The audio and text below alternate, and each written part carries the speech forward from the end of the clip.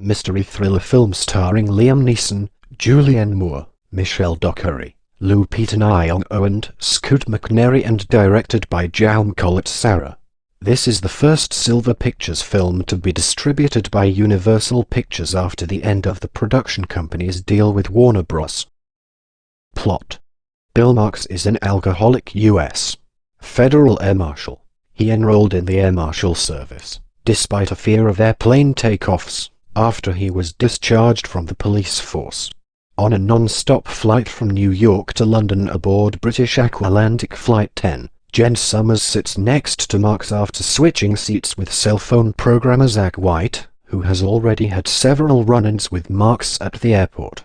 Midway over the Atlantic Ocean, Marks receives text messages on his secure phone stating that someone on the plane will die every 20 minutes unless $150 million is transferred into a specific bank account. Breaking protocol, Marks consults with Jack Hammond, the other air marshal on the flight.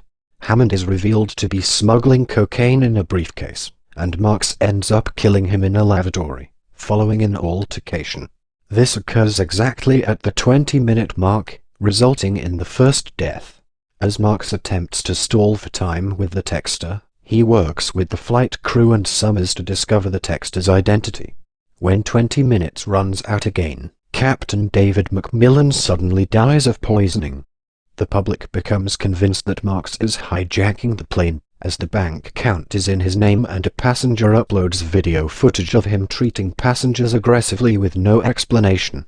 Co-pilot Kyle Rice has been instructed by TSA to ignore Marks and land in Iceland, the closest destination. He diverts the plane but continues to cautiously trust Marks.